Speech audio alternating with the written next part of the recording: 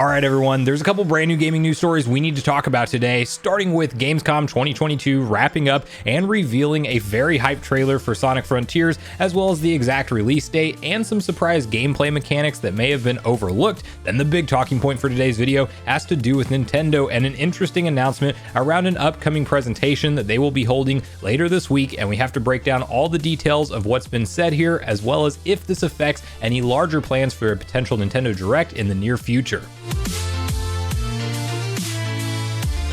What's up, Nation? If it's your first time on the channel, make sure you join Sunbro Nation by subscribing below, hit the like button on this video if you enjoy it today, and make sure you turn on your bell notification icon so you're kept up to date with all the newest gaming news. Now, as I mentioned, guys, we are breaking down a couple different stories today, and we have to kick it off with a conversation around Sonic Frontiers, and quite honestly, probably the most hyped trailer we've seen for that so far, and Gamescom 2022 as a whole, which we will only touch on very briefly because, to be transparent with you guys, there wasn't a ton there for me. We did get updated trailers and better looks at various projects that we knew were going on, Callisto Protocol being one of which that I will definitely be picking up day one. That game looks insane, super violent, super brutal, and I am a fan of Dead Space and that entire space horror atmosphere type of thing that they have going on there, so I will definitely be picking that game up on the PS5 when it does launch. Hogwarts Legacy for Harry Potter fans out there, and honestly, it just looks like a solid game regardless of if you're a Harry Potter fan or not. Got another more in-depth trailer. That game will be releasing on February 10th in 2023. Dune Awakening got an MMORPG announcement.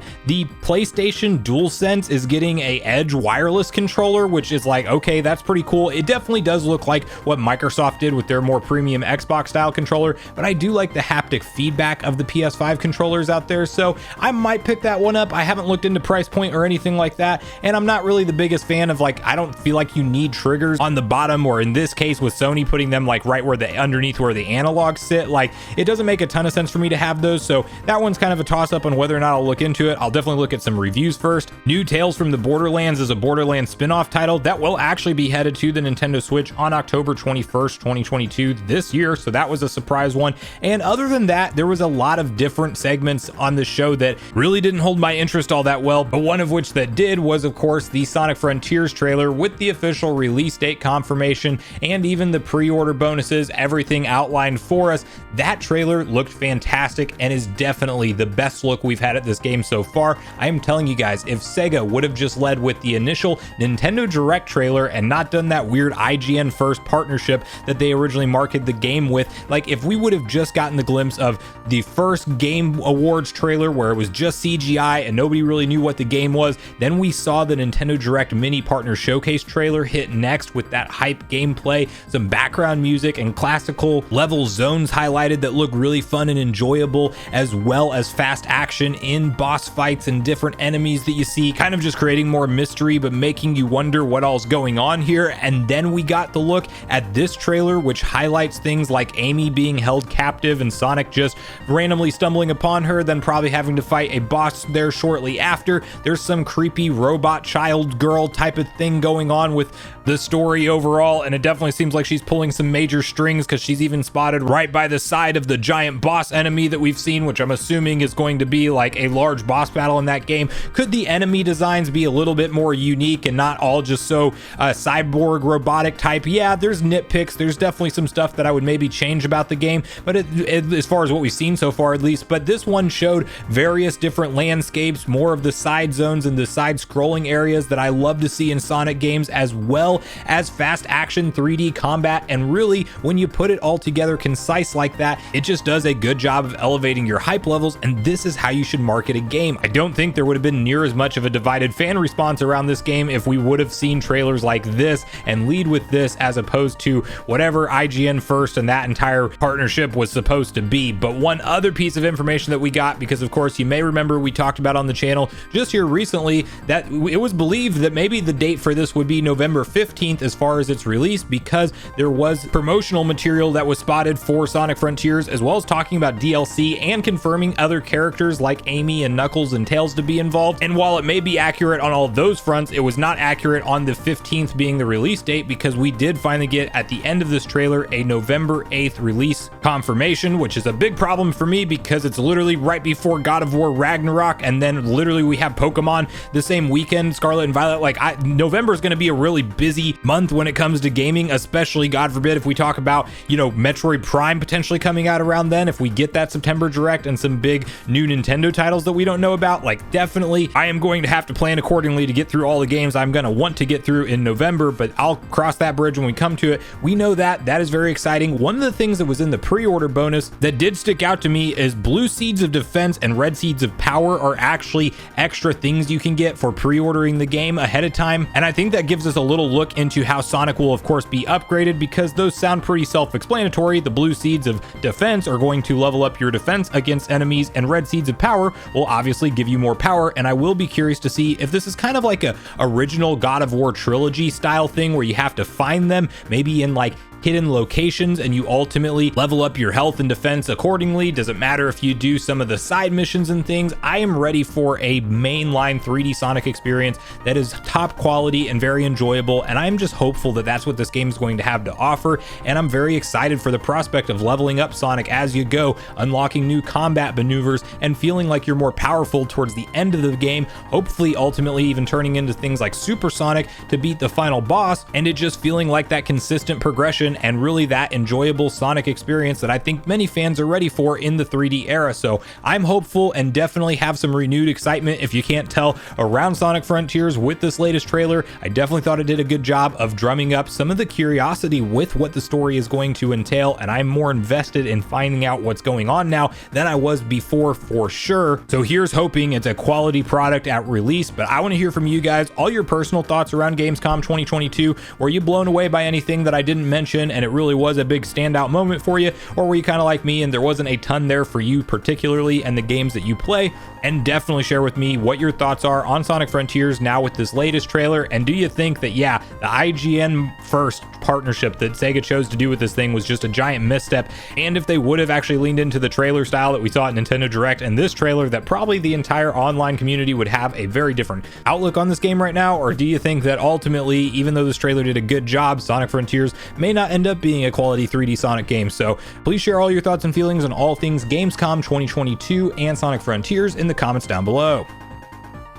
Now, the other story we're talking about today has to do with Nintendo and a brand new presentation that they revealed that was very interesting in my personal opinion, and we definitely have to go over some of the dialogue online around fans now not knowing what to expect in terms of whether or not this signals or doesn't signal to any kind of Nintendo Direct plans around the corner. But it is definitely, I think you can argue, been the most unpredictable summertime year ever as far as summer 2022 with what Nintendo had planned, because of course we all expected them to have some kind of mainline general Direct in the June time window, even though E3 wasn't happening. Instead, they chose to do game specific Directs like Xenoblade 3 and like Splatoon 3, each getting their own Directs as well as a mini partner showcase. And so it has a lot of fans wondering, is Nintendo just going off script for the foreseeable future now? Will we ever go back to traditional general Directs? And if you watched yesterday's video, you know my thought on that, because I do believe that they will go back to that, and I do believe we're getting one in September. But there is some dialogue now having people confused around whether or not this new presentation could signal any kind of indication on whether or not that is the case, as Nintendo announced a brand new Treehouse Live presentation for later this week. As you can see the following posted up over on Nintendo of America's Twitter account, where it says, "Get ready for a Nintendo Treehouse Live presentation on 8/25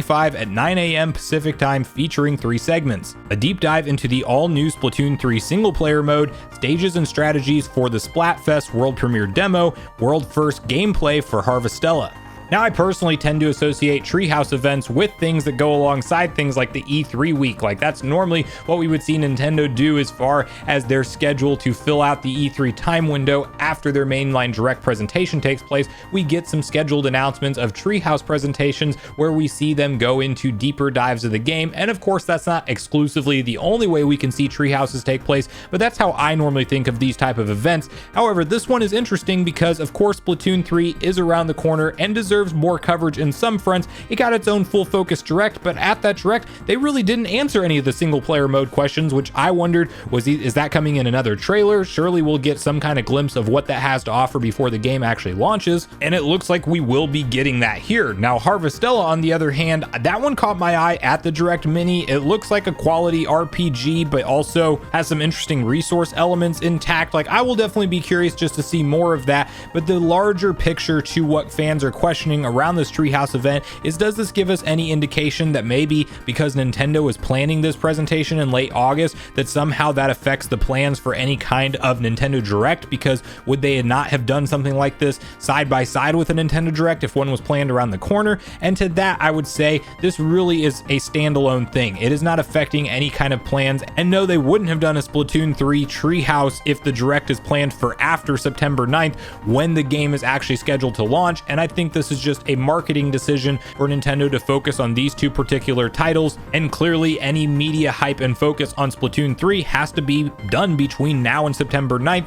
And if you look at history, like we did in yesterday's video, while there have been times where the September Direct has been early in the month, there's actually been the vast majority of times that it is in the later part of the month, meaning after Splatoon 3 releases, which I think is a more logical bet if you do want to have Splatoon 3 get all of the spotlight and definitely focus on that game in terms of pushing it to the top of the sales charts, which it absolutely will be. Then Splatoon is a huge franchise for Nintendo, and I definitely expect 3 to most likely break all the records whenever it comes to new users checking it out for the first time and existing fans grabbing the new game day one. And so the reality is, when we talk about the likelihood of Nintendo going back to their mainline traditional Direct presentations, a general Direct is what we were talking about, of course, in months like September. Maybe it's late September, maybe it's even October this year, who knows? I think Nintendo gives us a general Direct before the end of the year, and I think that this Treehouse presentation is one that's worth watching, and one that is just a marketing decision from Nintendo to help sell these games. And so I will be checking out this event, and I definitely don't think it has any negative connotation to the fact that can we expect a Direct, and this is some kind of signal that that's not the case. Of course, Nintendo's Nintendo at the end of the day, and you can never be 100% with them at all for sure, but I am very hopeful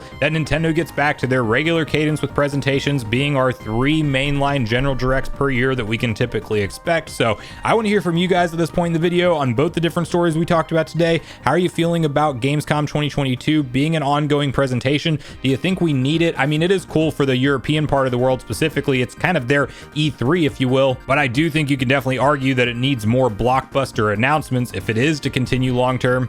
And how do you feel about Sonic Frontiers in light of the newest trailer? Is it one that has you more or less hyped for the game now that we've seen a lot around some of the story elements and new characters that are involved? And definitely share with me whether or not you're planning on checking out the Nintendo Treehouse later this week, and your personal theories on if this is a standalone event, how kind of I view it, and just a marketing decision from Nintendo to spend some time on these two particular games. Do you think this is actually a signal that Nintendo is off script for the rest of the year and most likely will not go back to a mainline general Direct presentation formula, and we will be waiting until the first of next year, being January through March range, probably February for the next mainline Direct? And bonus question, if you had to pick just a few game reveals that you want to see focused at the next mainline general Direct presentation, what would they be? So regardless of your thoughts and feelings on everything we talked about today, I do look forward to hearing from you all in the comments down below before you leave the video, as I do look forward to getting a back and forth conversation started with you all around these topics. Go watch yesterday's video next if you haven't already, where we take a look at Nintendo's history of holding September Nintendo Directs